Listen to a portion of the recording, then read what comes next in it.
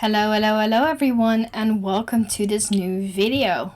I'm so excited for you guys to be here again. And in today's video, we're going to touch on how to quickly and very easily create an animation in Photoshop.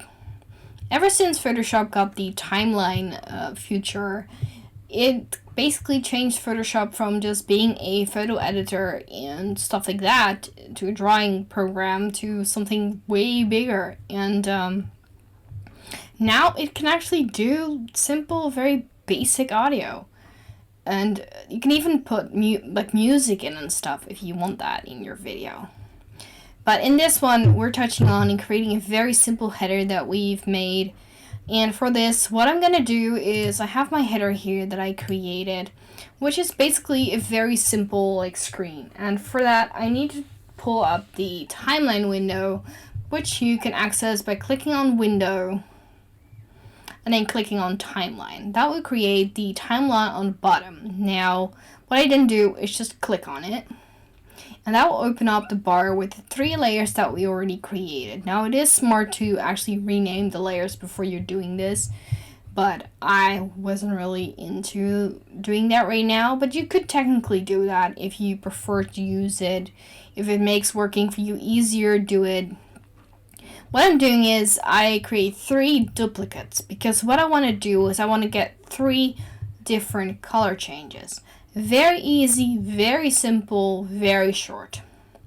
So what I'm basically doing is I'm making these very short little clips of the 2 layers that I copied. So basically my 2 copy layers.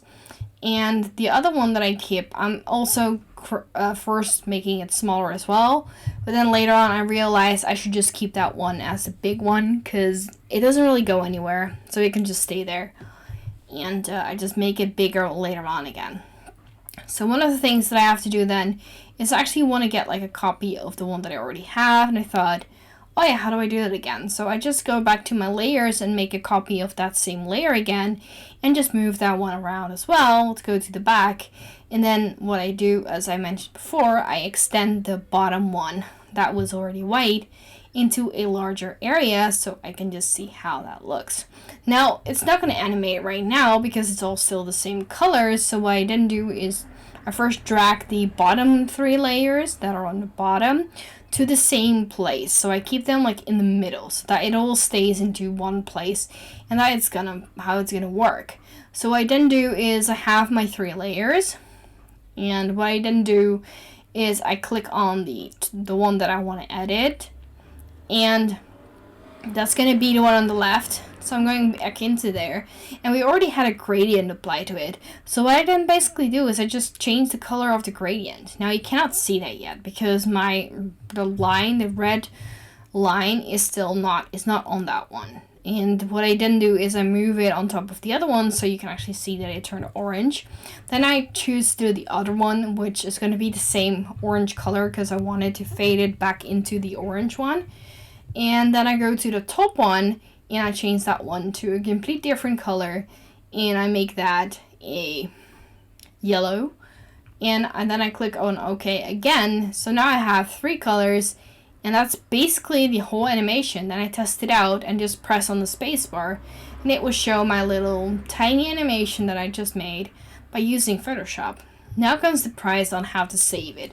Now, usually when you're saving an image, you're expected to always use export, and usually export as. That's not going to work this time. You have to use the video option. But as I'm going to show you, I first exported actually as export as, because some people do that and they'll notice that the GIF, when you select GIF on there, it's not going to show the exact same thing. This is just going to create the first image and just the image. It's not going to be the animation. So what you have to do is you have to go to export, and you can do a video render, which we're going to use actually in the end of this video so I can show you how it looks in the end. But what I'm doing then is I do export that actually, and it takes about a minute, even a second, because it's so tiny. It's such a tiny file because even though it's in HD, it's only a few seconds. We've made it really, really short. what I then do is I go to export and export legacy. Now, export legacy is where you can actually save it as a GIF with the right settings. Now, all these settings are very important to keep them in because they'll make it the most HQ version of the GIF as possible. So I've made, and at the end of this video, I actually have a screen pop up where I'm showing you guys what the actual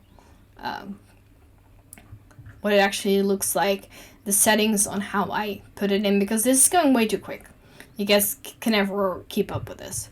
And that's basically all that it's done. And that's how the video was made, and that's how the video is, and that's how we made a very quick little header that you can use in your work. And here you can actually see what the header looks like flashing around. And the settings for the GIF. And that's basically all that we have left to tell you guys. So thank you guys so much for watching this video and to be here and be part of this video and to enjoy it, hopefully, and hopefully it teaches you something on how you can create your own GIFs, and hopefully it's gonna inspire you to do more with that.